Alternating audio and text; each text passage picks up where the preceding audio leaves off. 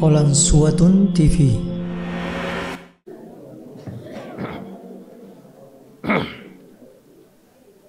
Bismillahirrahmanirrahim. Alhamdulillahirabbil alamin. Wassalatu wassalamu ala Rasulillah wa ala alihi wa sahbihi ajma'in. Assalamualaikum warahmatullahi wabarakatuh.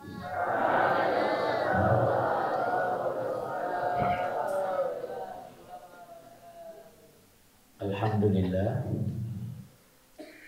mari kita senantiasa memanjatkan puji syukur kepada Allah Subhanahu wa taala atas nikmat karunia yang tidak putus-putus.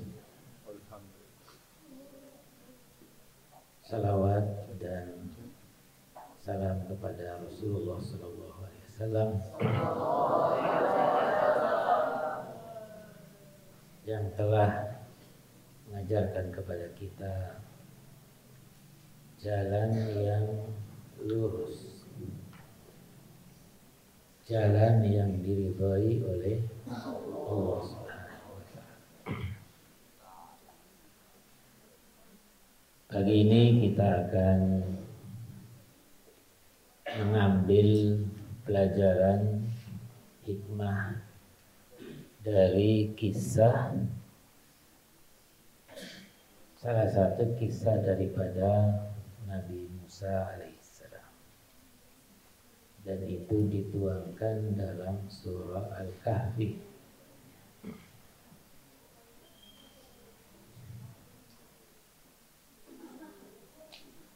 Kisahnya ketika Nabi Musa menyampaikan kepada muridnya yang senantiasa membantu beliau. Ada yang mengatakan muridnya ini namanya Yusha bin Nun. Beliau ada juga seorang nabi.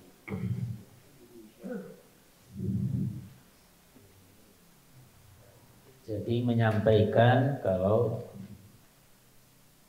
Yusha itu bersama dengannya akan melakukan satu perjalanan yang panjang.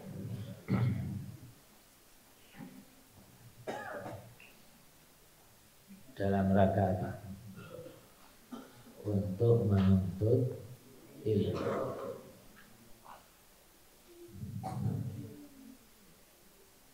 Jadi dia mengatakan bahwa kita tidak akan berhenti mencari guru yang dimaksud, di mana dia akan belajar, sekalipun harus berjalan bertahun-tahun sampai dia menemukan gurunya itu.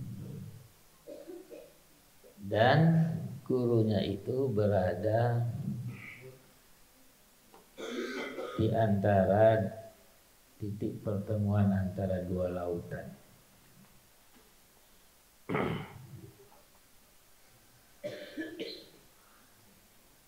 Alamat yang akan dituju itu tidaklah seperti zaman sekarang,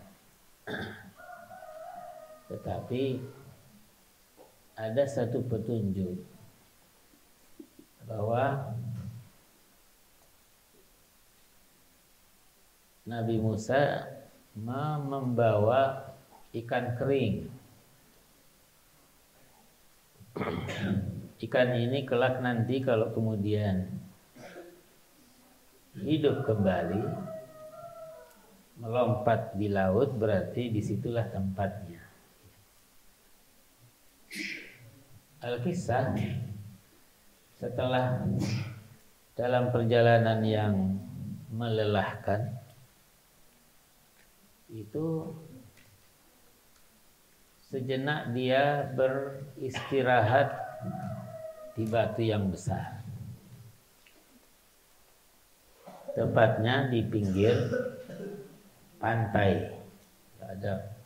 Ada batu besar untuk bernaung sesaat. Muridnya ini menyaksikan kalau ikan yang dibawa itu sedemikian memperlihatkan keajaiban. Tiba-tiba lompat kemana? Ke laut. Tetapi kejadian itu lupa untuk diceritakan atau disampaikan kepada gurunya, kepada Nabi Musa alaihissalam. Lalu kemudian keduanya melanjutkan perjalanan. Perjalanannya lebih jauh. Nanti setelah merasa lapar, baru kemudian Nabi Musa meminta, ayo kita makan dulu. Atina goda'ana. Lalu akhirnya dia ingat, kalau orang makan tentu yang dicari juga apanya? Lauknya. Nah, ikannya ini sudah lompat. Wah, saya lupa. Ikannya lompat tadi. Wah, kalau begitu disitulah tempat yang kita cari. Jadi tidak memberitahu kepada muridnya kalau tempat yang dicari itu di mana ikan yang dia bawa akan melompat, akan hidup kembali. Akhirnya kembali lagi menelusuri bekas jejaknya. Berarti di mana? Di pasir. Sampai kemudian akhirnya menemukan tempat dahulu yang dia istirahat. Nah, ketika sampai di situ, nah, kisahnya lagi adalah antara Nabi Musa dengan calon gurunya. Nabi Musa menyampaikan apa? Mengucapkan apa? Salam. Karena salam itu sudah ada sejak apa? Nabi Adam. Nabi Adam setelah ditiupkan ruh, lalu kemudian Allah menyuruhnya untuk menyapa para malaikat. Sana datang ke malaikat. Beri ucapan apa? Salam. Jadi mengatakan assalamualaikum. Maka malaikat mengajarkan assalamualaikum warahmatullah. Berarti salamnya dari mana? Dari Allah. Salam yang kita ucapkan ini adalah salam dari mana? Dari Allah. Wa idza huyyitum bi tahiyyatin. Nah, jadi diajarkan. Berarti keturunannya pun senantiasa mengucapkan apa? Salam, seperti yang diajarkan kepada Nabi Adam alaihissalam. Ketika mengucapkan kepada orang yang dimaksud, Assalamualaikum, maka dijawab, Waalaikumsalam ya Musa. Kaget dia. Gurunya saja tidak tahu namanya, tetapi kok gurunya ini bisa menjawab dan mengetahui namanya. Kaget dia. Kok dia tahu nama saya? Maka di situ Nabi Musa semakin apa? Yakin, wah inilah guru yang bagus. Dia bisa tahu nama saya. Lalu kemudian menawarkan diri. Kalau bahasanya nih, mendaftarkan diri sebagai santri, sebagai murid.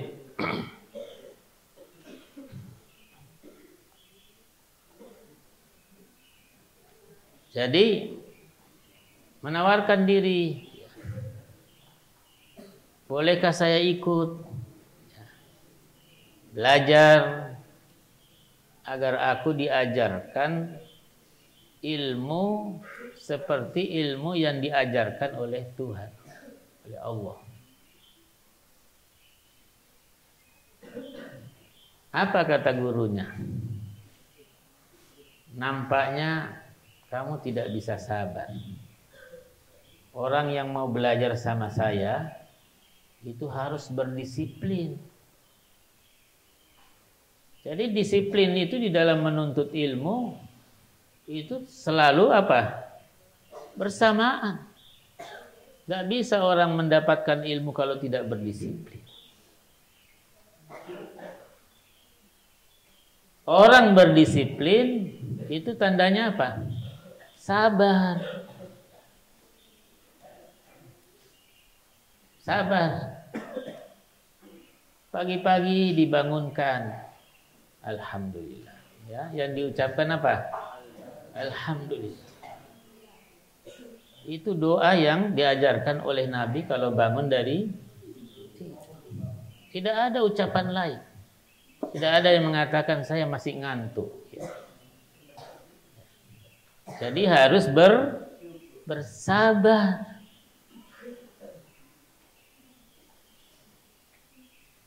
Innaka lan tastati'a ma'iya sabra. Bisa sabar. Karena ada aturan-aturan. Orang yang ingin belajar itu harus ada aturannya. Bahasanya harus berdisiplin. Apa kata Nabi Musa? Tidak apa-apa saya coba. Sebab ilmu yang akan diajarkan ini adalah sesuatu yang berbeda yang diketahui oleh Nabi Musa. Baiklah katanya gurunya itu. Ada yang mengatakan gurunya ini namanya Nabi Khidir.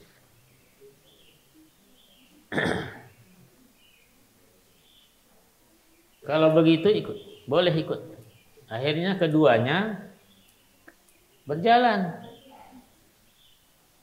Jadi sistem pembelajaran itu tidak mesti dalam bentuk di ruang kelas. Bisa di tempat ruang terbuka. Di gazebo, ya, di bawah pohon, belajar sambil berjalan. Ya. Saat berjalan seperti itu, akhirnya harus menyeberang laut. Nah, untuk menyeberang laut harus naik apa? Nah, bisa kapal, bisa perahu, bisa yang kecil, sampan. Dipilih yang baru. Wah, ini ada kapal-kapal kecil yang baru, masih sangat baru.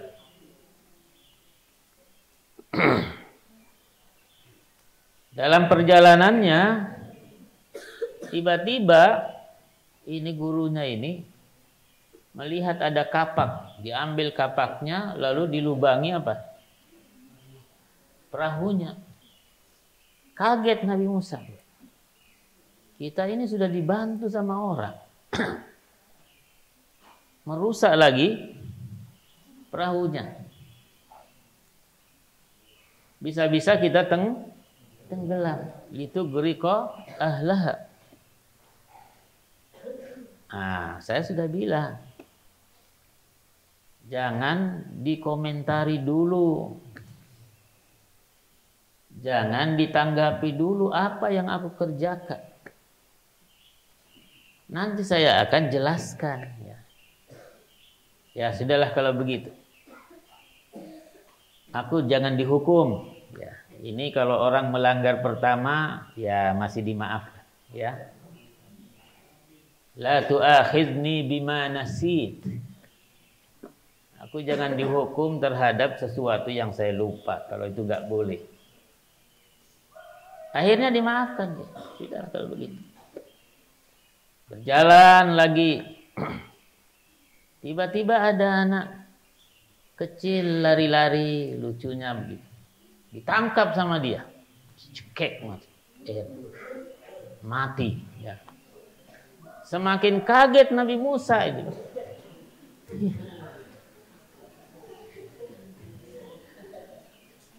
Ini guru apa ini? Aneh-aneh yang dikerjakan. Bisa-bisa kita ditangkap polisi di sini nih. Kamu yang berbuat, kita berdua ditangkap ini. Diingatkan lagi. Aku bilang, kamu tidak bisa bersabar. Saya sudah bilang apa yang saya kerjakan. Lihat saja dulu, nanti saya akan jelaskan. Apa yang kata Nabi Musa? Beri lagi saya 1 kali saja kesempatan. Ya. Berarti sudah berapa kali melanggar? Sudah 2 kali. Masuk di suatu negeri kampung. Kampung tuh. Satu kampung. Minta bertamu. Ya, ini sudah mau gelap ini. Pindah dari satu rumah ke rumah, orang semuanya menolak. Ini orang asing ini. Nanti khawatir ada macam-macam. Bisa saya bermalam di sini? Tidak. Tidak ada orang yang mau menjamunya. Ini gurunya melihat ada rumah reok dia. Reok. Lalu kemudian dia ajak Nabi Musa, ayo kita tegakkan ini rumah ini. Ya. Kasihan nanti ini runtuh. Enggak ada penghuninya, tapi tegakkan. Akhirnya Nabi Musa terpancing. Coba kalau kita kerja diberi upah. Nah, upahnya itu kemudian kita bisa beli makanan. Ini yang ketiga ini. Ya. Sudah pelanggaran yang ketiga. Saatnya angkat koper. Ya, pulang tuh. Sudah pulang. Kamu sudah melanggar 3 kali. Tapi sebelum pulang, saya perlu menjelaskan apa yang saya kerjakan. Seperti janji saya. Yang pertama, itu kapal yang kita tumpangi, itu di seberang, itu penguasanya di sana itu adalah orang-orang atau penguasa yang diktator, lalim. Kalau dia melihat ada kapal yang baru, itu langsung dirampas. Diperiksa, sempurna atau tidak. Tapi kalau ada sedikit lubangnya, nggak mau diambil dia. Itulah sebabnya kenapa saya lubangi. Kalau dilubangi, masih bisa diperbaiki. Dan tetap dimiliki oleh yang punya. Coba kalau tidak saya lihat oleh penguasa di sana itu. Para preman. Dilihat bagus. Nah, akhirnya nggak dimiliki sama sekali. Ini tetap dimiliki. Cukup dia memperbaiki yang ada lubangnya. Oh, begitu maksudnya. Ya. Yang kedua, adapun anak yang saya bunuh itu, orang tuanya sangat mencintai anak itu. Sangat mencintai. Khawatir anak itu nanti ketika menjadi besar, karena kecintaan kedua orang tuanya kepada anaknya, dan anaknya tidak berilmu, khawatir nanti kedua orang tuanya yang sama-sama beriman, mukmin dan mukminah, itu meninggalkan imannya hanya karena cintanya kepada anak. Padahal kami mengharap Allah akan menggantikan lebih baik daripada yang pertama tadi itu.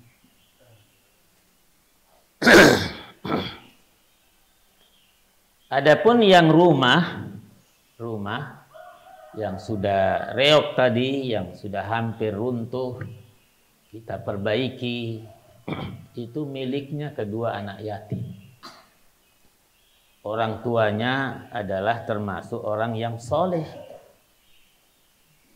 Karena kesolehannya itulah kemudian diharapkan nanti ketika anaknya yang ditinggal mati itu sudah menjadi dewasa, dia akan kembali ke rumah itu karena masih bagus untuk ditempati.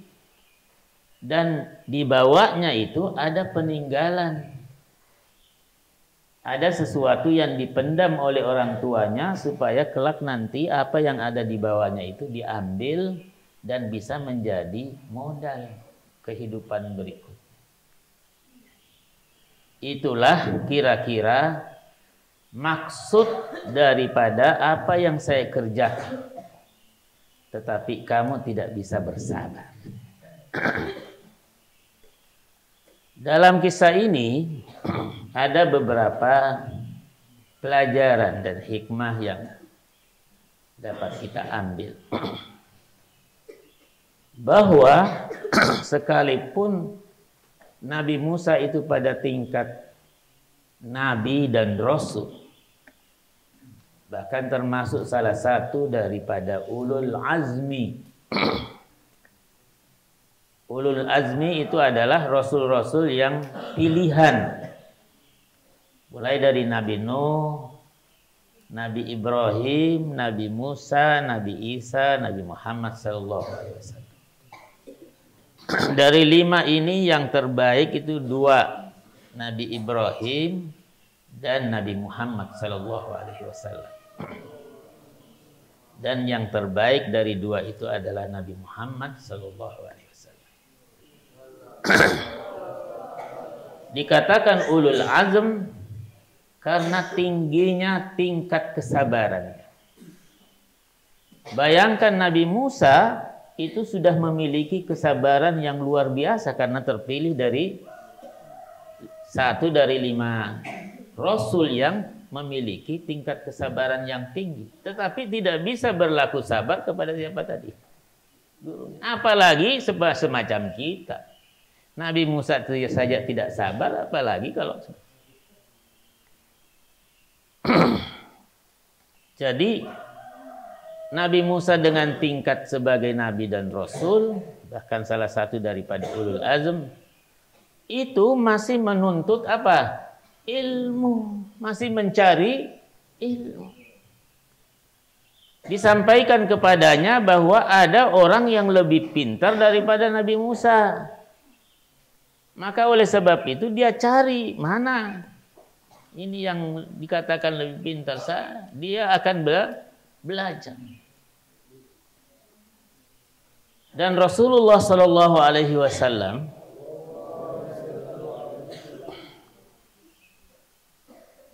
tidak ada sesuatu yang dimohonkan kepada Allah untuk ditambahkan itu kecuali apa? Ilmu. Wa qur rabbi zidni. Berarti ilmu itu terus harus apa? Bertambah. Orang tidak bertambah ilmunya, apa yang dikerjakan? Kira-kira apa yang dikerjakan? Tidak bertambah ilmunya. Umurnya bertambah tetapi ilmunya tidak bertambah. Apa yang kurang bagi Rasulullah SAW? Tetapi tetap diperintahkan oleh Allah kepadanya agar tetap memohon kepada Allah ditambahkan ilmu. Wa qul, qul, katakanlah Muhammad, berdoalah, memohonlah. Rabbi zidni ilmu. Diajarkan bagaimana apa? Bagaimana doanya itu. Maka kalau kita berdoa berdoa untuk ditambahkan ilmu. Kira-kira orang kalau berdoa mau ditambahkan apanya? Hartanya. Mau ditambahkan supaya bertambah hartanya, bertambah rumahnya, ya, bertambah kendaraannya, bertambah apa lagi? Bertambah terus. Jarang memohon kepada Allah supaya ditambahkan Ini satu, bahwa kenabian dan kerasulan itu adalah tingkat yang paling tinggi. Tetapi apa? Masih terus menuntut. Apalagi kita ini apa kira-kira kita ini? Nggak tahu tingkatnya apa. Tapi ketika disuruh belajar, malasnya luar biasa. Dengar nggak tuh? Dengar. Hilangkan rasa malas. Ini pertama. Orang menuntut ilmu yang kedua, itu pengorbanannya luar biasa. Bayangkan Nabi Musa mengatakan, saya akan berjalan bertahun-tahun sampai saya ketemu guruku. Jadi orang ketika menuntut ilmu itu tidak namanya santai-santai. Memang harus berkorban. Berkorban apa? Korban perasaan. Ya, selama ini dekat dengan keluarganya, harus berkorban untuk berpisah.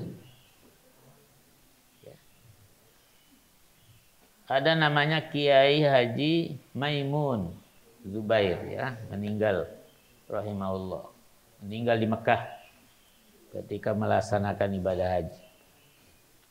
Dia mengatakan kepada wali-wali santri, bapak-bapak, ibu-ibu, di saat berpisah atau meninggalkan anaknya di pesantren, menangislah. Dan itu lebih baik daripada kalau anaknya tidak berpendidikan, tidak tahu agama, nanti ketika besar disuruh sholat tidak mau sholat, lalu baru mau menangis. Lebih baik menangis anaknya ditinggal atau meninggalkan anaknya menuntut ilmu agama, daripada nanti anaknya tidak tahu agama ketika orang tuanya ingin anaknya supaya beragama. Sudah melawan, sholat nak. Apa sholat itu? Mau apa? Baru mau menangis. Tidak ada lagi nilainya nangisnya itu. Coba. Jadi orang memang kalau belajar itu apa? Harus berkorban. Di antaranya korban perasaan. Berkorban, korban apa? Harta.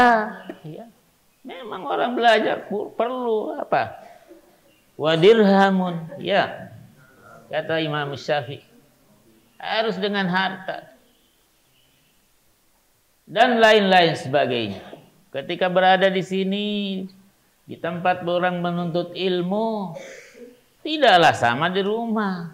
Karena yang dituntut apa? Ilmu. Datang di sini mencari apa? Ilmu. Bukan datang di pondok itu untuk mencari apa? Mencari tempat tidur yang enak. Bukan mencari makan yang enak. Bukan untuk bersantai-santai. Nah, ini. Jadi harus berkorban. Nah, seperti Nabi Musa ini berjalan. Nah, itu digambarkan perjalanannya itu sangat jauh.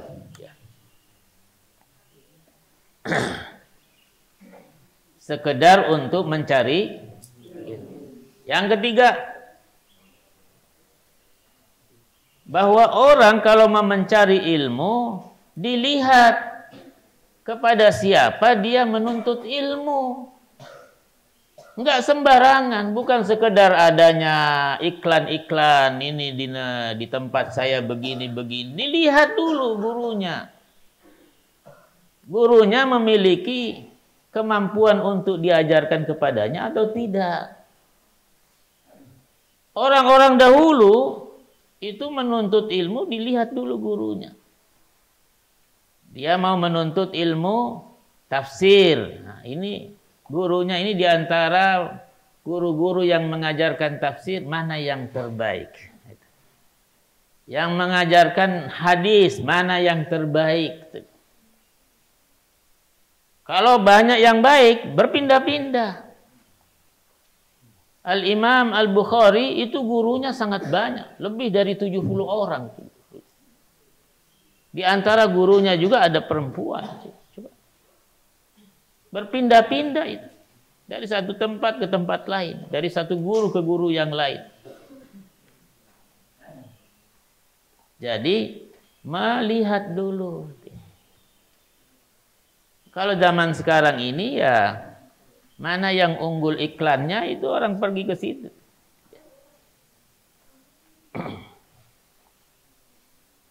Ini di dalam titik yang ketiga tentang masalah. Dan yang keempat seperti yang kita jelaskan bahwa ketika orang menuntut ilmu itu apa? Harus berdisiplin. Orang kalau berdisiplin pasti sabar. Disiplin ketika dibangunkan, sabar. Memang seperti begini orang menuntut ilmu. Kalau malam belum saatnya istirahat, kalau belum jam tertentu, jam 10 umpamanya. Disiplin. Pergi ke masjid, ada disiplin berpakaian. Tidak sembarangan. Itu namanya apa?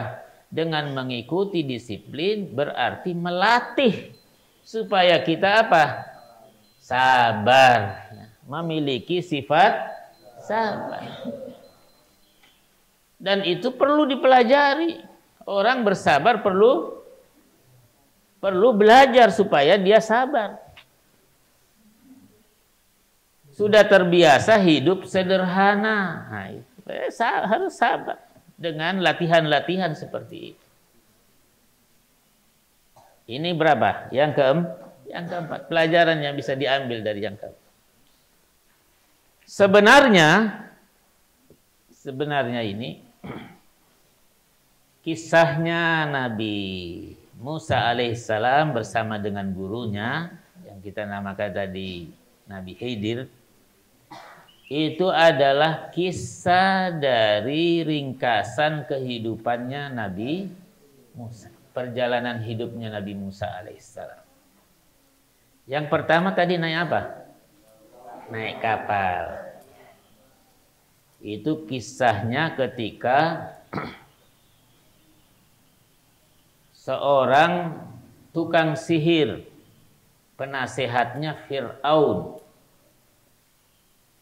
itu bermimpi dan menyampaikan kepada Fir'aun bahwa kerajaannya ini akan dihancurkan oleh anak yang sekarang ini masih dalam kandungan ibunya. Maka saat itu Fir'aun memerintahkan bahwa semua perempuan yang dalam keadaan hamil dirobek perutnya. Bayangkan. Dirobek. Ya, tahu dirobek. Nah. Bobek, dikeluarkan tuh isinya tuh. Tapi ada yang luput. Ada yang tidak diketahui. Salah satunya diantaranya adalah ibunya Nabi. Ketika dilihat tidak seperti orang dalam keadaan hamil. Mengempes itu perutnya. Selamat dia. Saatnya dia lahir, Disampaikan lagi itu tukang sihirnya. Yang akan menghancurkan kerajaannya itu sekarang sudah lahir. Anak-anak yang lahir itu semuanya ditebas sama dia. Sama Fir'aun. Fir'aun kejam atau tidak? Hanya karena ingin apa? Ingin tetap berkuasa. Tapi Nabi Musa selamat. Selamatnya gimana? Ibunya pergi ke tukang kayu. Minta dibuatkan peti dari kayu. Ditanya tukang kayu, mau diapain kalau peti seperti ini? Ini dia bayinya mau dimasukkan di dalam peti untuk kemudian nanti dialirkan di sungai Nil. Oh, lapor ke mana siapa? Kepada Fir'aun, harapan bisa mendapatkan hadiah. Begitu sampai di depan Fir'aun, tidak bisa berbicara. Dia langsung dibunuh sama Fir'aun. Ini apa ini? Ada orang gila di depannya katanya. Nah. Karena tidak berhasil, pergi lagi ke tukang kayu yang lain. Ya. Nah, tukang kayu yang lain ini amanah, ya. Apa yang dimaksud tidak disampaikan kepada siapa, ya. Karena ada rasa kemanusiaan. Dibuatkan tuh. Lalu kemudian dimasukkanlah bayi Musa itu. Musa di saat bayi. Masukkan di dalam. Lalu dialirkan di mana? Di sungai. Ini semuanya adalah perintah dari Allah, ya, lewat ilham, karena bukan nabi, ya. Diilhamkan begini caranya. Nanti akan dikembalikan. Air mengalir ke atas, ke bawah, ya. Air mengalir ke bawah. Tetapi peti yang ada di dalam dalamnya itu bayi Nabi Musa, itu justru melawan arus dia.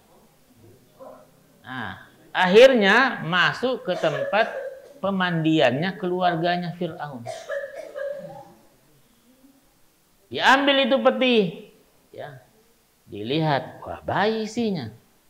Fir'aun sudah menerka, ini yang akan menggantikan. Karena dia sangat mencintai istrinya. Oh, jangan begitu, Pak. Ini biarkan ini dijadikan anak kita, karena kebetulan memang tidak punya anak. Ada anaknya tapi anak tiri. Ya sudahlah kalau begitu. Nah, ini ceritanya apa?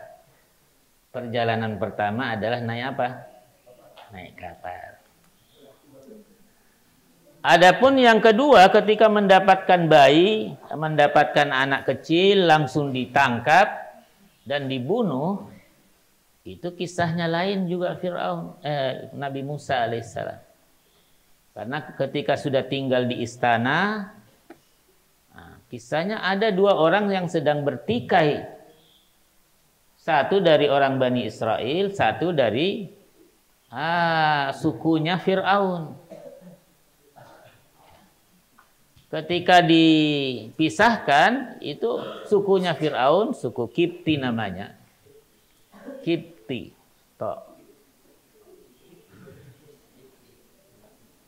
Itu melawan dia. Ketika melawan, Nabi Musa tiba-tiba mendaratkan bogemnya. Apa? Tinjunya. Baru satu sekali ada ditinju begini, mati dia. Bayangkan Nabi Musa itu. Kalau bertemu dengan Mike Tyson, nggak ada nilainya Mike Tyson itu. Ya.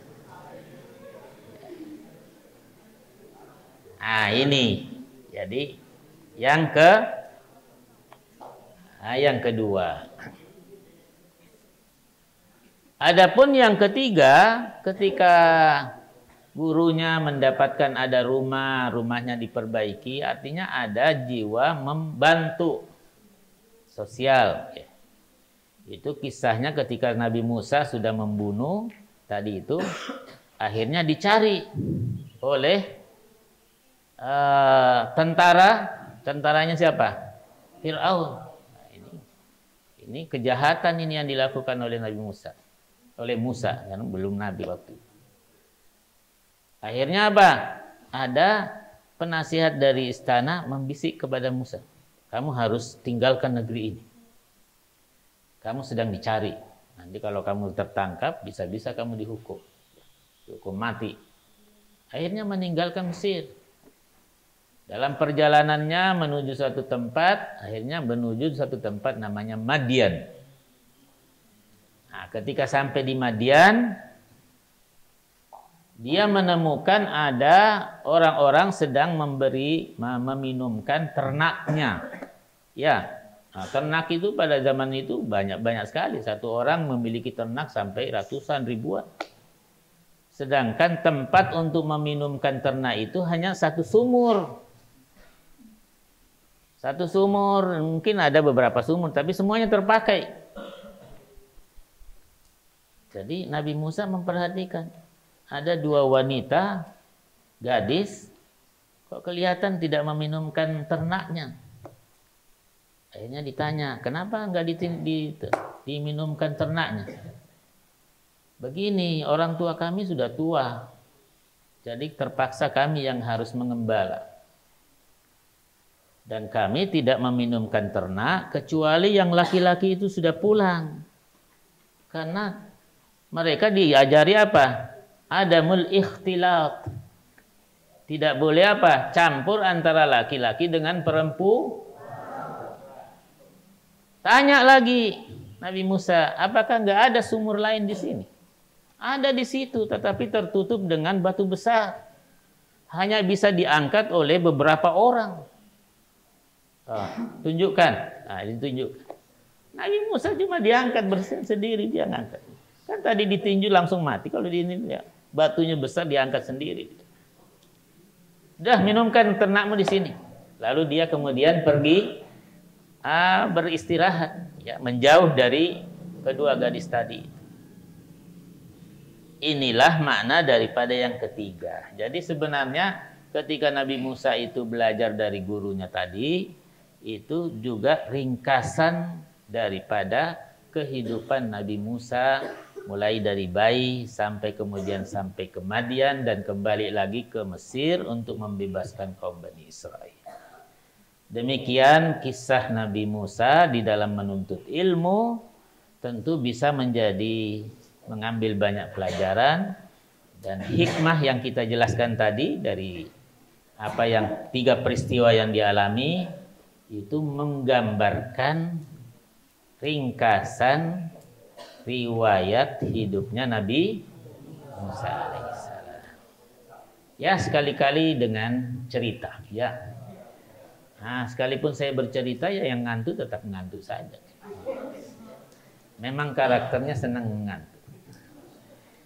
Hadanallahu ayyakum ajma'in. Wassalamualaikum warahmatullahi wabarakatuh.